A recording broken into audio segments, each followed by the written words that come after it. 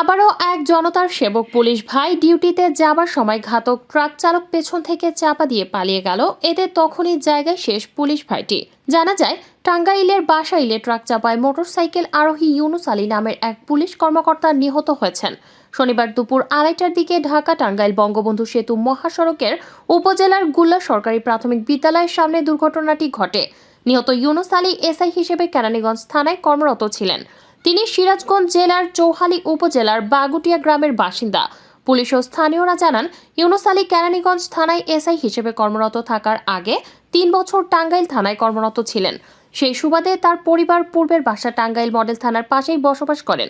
কয়েকদিন আগে তিনি ছুটিতে আসেন। শনিবার দুপুরে তিনি কর্মস্থলে যোগ দেওয়ার জন্য মোটরসাইকেল যোগে টাঙ্গাইল থেকে ঢাকার দিকে যাচ্ছিলেন। পথে তিনি ঘটনাস্থলে পৌঁছালে পেছন থেকে দ্রুতগতির একটি ট্রাক এসে তাকে চাপা দেয়। এতে ঘটনাস্থলেই মারা যান তিনি।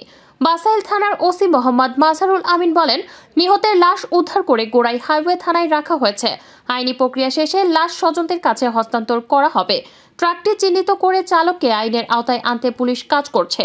প্রিয় ভিউয়ার্স, আমাদের চ্যানেলে আরও এরকম ভিডিও পেতে হলে এখনই চ্যানেলটি সাবস্ক্রাইব করে রাখুন। ভিডিওটি ভালো লাগলে কমেন্টে আপনার মতামত জানান এবং লাইক দিন ও শেয়ার করুন।